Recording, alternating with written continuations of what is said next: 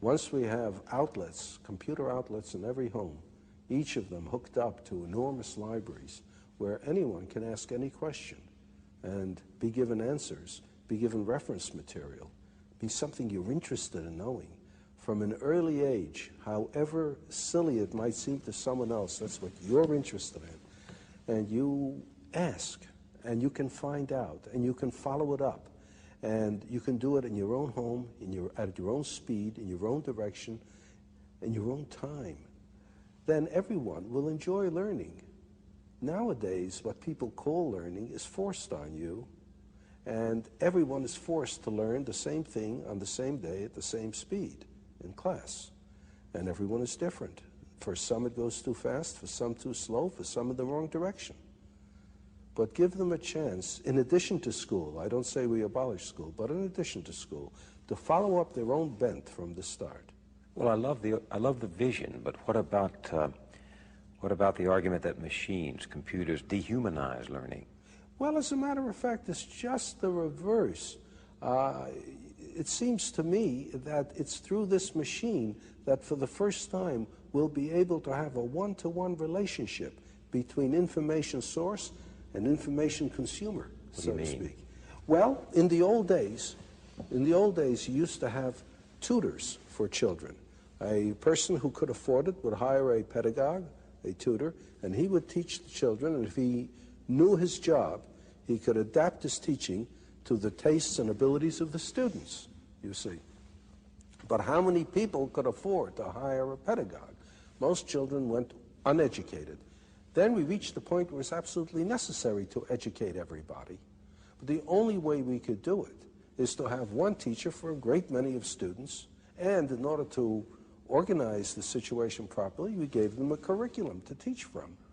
So how many teachers are good at this too? Like in everything else, the number of teachers is far greater than the number of good teachers. So we either have a one-to-one relationship for the very few or a one-to-many relationship for the many.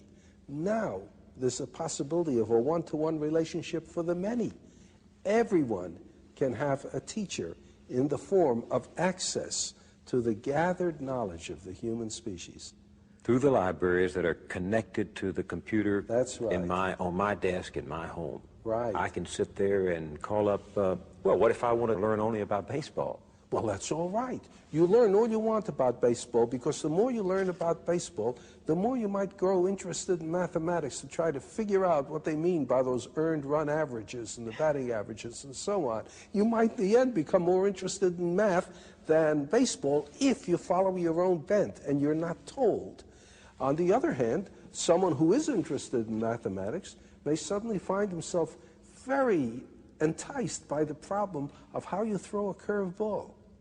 And he may find himself engaged in sports physics, so to speak. Well, why not? Why not?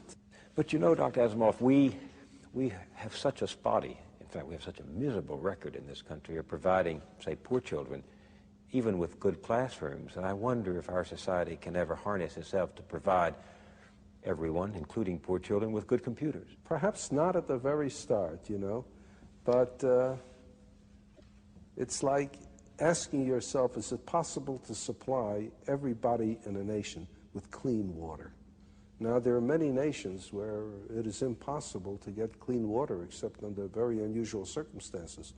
That was one reason why people started drinking beer and wine, because the alcohol killed the germs. If you didn't drink that, you died of cholera.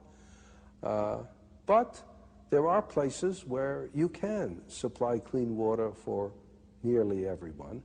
Now, the United States probably supplies clean water for a larger percentage of its population than almost any other nation can.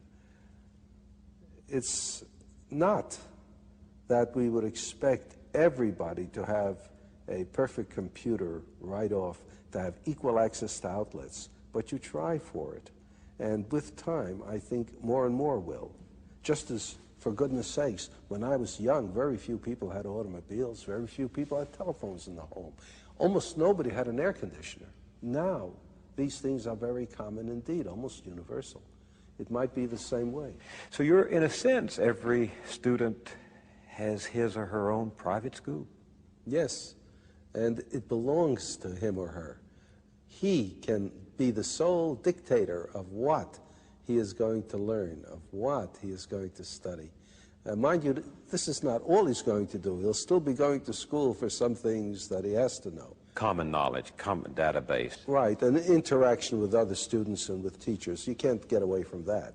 But he's got to look forward to the fun in life, which is following his own bent.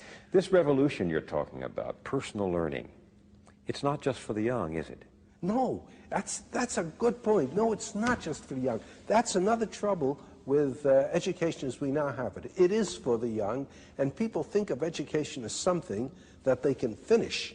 And what's more, when they finish, that's a rite of passage into manhood. Real world. Right. I've finished I've finished with school. I'm no more a child. And therefore, anything that reminds you of school, reading books, having ideas, asking questions, that's kid stuff.